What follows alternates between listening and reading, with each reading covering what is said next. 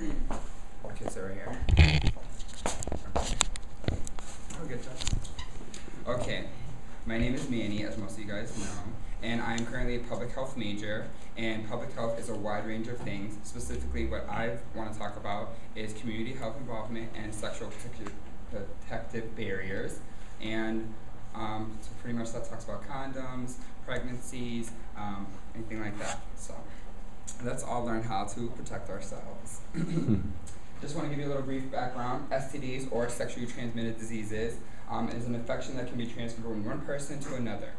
According to the CDC, there's over 15 million cases that are documented in the United States. 25 of those diseases are transmitted through sexual activity. And some of the ones that I'm going to be talking about today are chlamydia, gonorrhea, syphilis, genital herpes, and HPV. Most of these cases are from ages 15 to 24, so that's our range. And I just want to give you guys a brief warning. The pictures you're about to see are very graphic and will disgust you. Please listen carefully to the following what I'm about to tell you, and if you choose not to, you will possibly increase your chances in obtaining the following. Okay. Jesus. All right, HIV/AIDS. I don't want to talk too much about this because stereotypical, everyone knows about HIV/AIDS, how to get it, sexually transmitted. Oh, I want to protect myself, I don't want to do that. However, there's still research on it where they're finding a cure to prolong it. There's nothing yet there to get rid of it fully, but just to increase the longevity of your life. Chlamydia is a disease caused by bacteria, as you see in these pictures here. An infection most commonly transmitted in the United States. In men, you will think or feel that you have it if there's burning sensation during urination, discharge from the penis or rectum, testicular tenderness or pain. And women, you're not left out either. You have burning sensation while you're urination, painful sexual intercourse, rectal pain or discharge, and liver inflammation similar to hepatitis. HPV, also called the human papillomavirus. This transmission can happen with any type of sexual contact. Intercourse isn't needed. Many people who have HPV don't even know it. And 75 to 80% of males and females will be infected with HPV in the United States in your lifetime. Herpes and syphilis. Now, this is most common STD, cold sores, all that. There's two types, but the type I'm going to be talking about is the genital herpes. You can get genital herpes even if your partner shows no signs or symptoms. If you have any symptoms like sores in your genitals, lab tests will show that. So please use the health services here on campus, or please get checked out by your doctor. Syphilis here says that is transmitted through an infection. The bacteria is caused spread through broken skin or mucus, and pretty much it's widespread in the U.S. and mainly affects our ages 15 to 24, but studies have shown that I looked at between ages 20 to 29, so yes, we do fall in that category now. Now this is when my partner comes in. On our top right here, we have a female condom. You do not see this mostly in the stores because it's very expensive to make, and it also does not come in lambskin if you are allergic to latex. Also, this isn't the best form of protection because yet, even though a woman can put it, you see this ring right here? She squeezes it like a figure 8 and slides it through the vagina, and she can keep it up into 8 hours. So women, if you're going out in town and you know that you're going to get play, you can leave it in there, don't have to worry, put it in your purse. However, men, or whoever you prefer to have sexual intercourse with, may cause a risk of it not going in directly, can seep through the sides, and that won't be the best way for our sexual protection. Over here, we have our basic condom where it does come latex free, and all shapes and sizes and colors and tastes.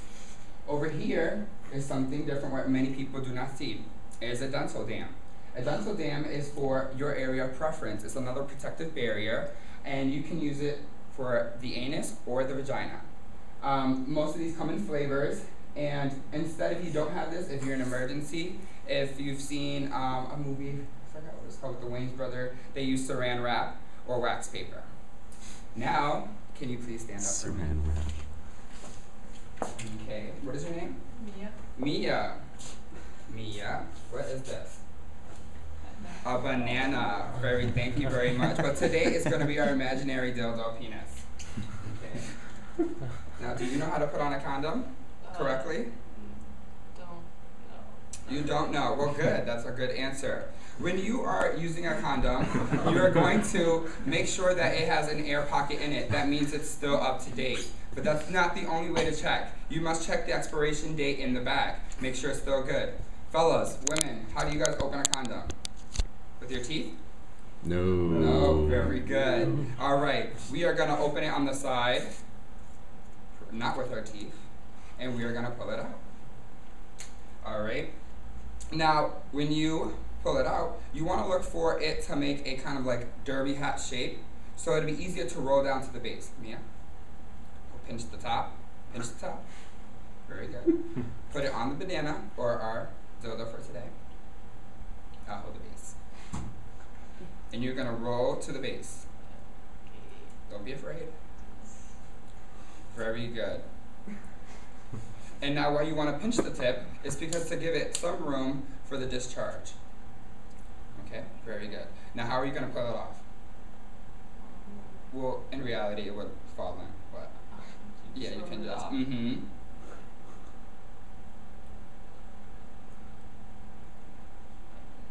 This is for demonstration purpose. It will just happen like this. Well, once you're done, you don't want to just simply throw it on the floor, leave it in the bed laying around, or if women, you don't want to leave it discharge on you. You want to tie a knot. Like this. And, oops, a little extra lubricant here. Whoa. And discharge it. You do not want to throw it down the toilet because you do risk its chances of coming right back up floating, and you don't want that to be there when your little nieces or nephews are using the bathroom. So you want to put it in the trash. Okay? Now, what I have here is a dental dam. You won't find these in your local CVS's or Walgreens, but I brought one to you today because I used to work for university services. And this is what a dental dam looks like. Okay? You want to put it on your area of preference. However, you do not want to transfer from the anus to the vagina because that's transferring bacteria. And you can only imagine that you do not want that.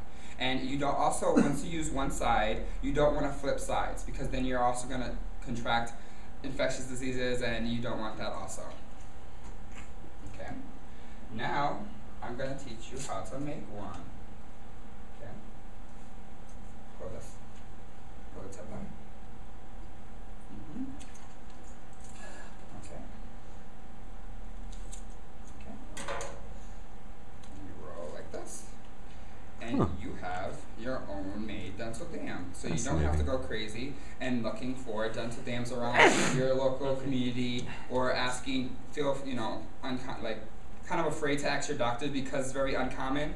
That's why there's also flavored condoms. They come in vanilla, cherry, Coke, grape, as I show here.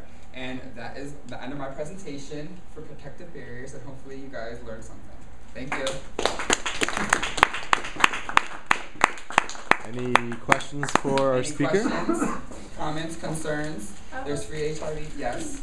You said one of the HPV, is that like, what about canker sores? Oh, canker sores? Yeah. I'm pretty sure you can get it. When I looked up HPV, it's more like of diseases that pretty much you won't. I looked up more of the symptoms because a lot of people would see the effects of it, and there are no symptoms that you see right away. It'll just kind of like float within your body, and you won't have any signs of it until your partner or yourself starts showing signs of like sores, pain, aches. That's what I didn't really look into anything else. I looked at really, really broad symptoms. Sorry. Can it cause cancer? Mm-hmm. A lot of these, which is the one that I talked about, it said root cervical cancer. I think it was HPV. So I have a picture and it's like, you can see that it's going to more in the cervic area of the person. Any questions? Any concerns? Yes? Don't condoms have powder on the inside or something, or other like? Mm-hmm. Condoms come in all shapes, sizes, lubricants, powders. It's just the ones that I had from when I distribute to my residents were lubricated, and I just grab whatever there. So that's why we're looking at what. So you probably would want to be careful if you're gonna turn one into a dental dam. Make sure you're not. If you're turning one into a dental dam, I would prefer to use the more flavored ones because it tastes better. Mm. Oh, but do those also have like powder and stuff inside? No, most of the flavored ones don't have powder. They just come with that kind of like liquid that is the taste. So, I mean, not to gross you out, but like the grape and mint ones have more of a stronger liquid. So it's like stronger taste. It's the, you don't taste that latex. Any Okay. other questions? More questions? And University Health Services does provide condoms at a cheaper rate than your local CVS or Walgreens. They're like 50 cents. You can get any size. They don't sell Magnums anymore, unfortunately, and they're running low on Trojans. You get a big bag though. You can get it from your That's right, buddy. You know it. You can get it from your RA. Yes. And don't forget, you get them from your RA or your peer mentor on your floor. You have use your resources even if you live off campus. Keep a fishbowl. Yes, sir. Any other questions? Okay. Thanks. Thank you, Manny.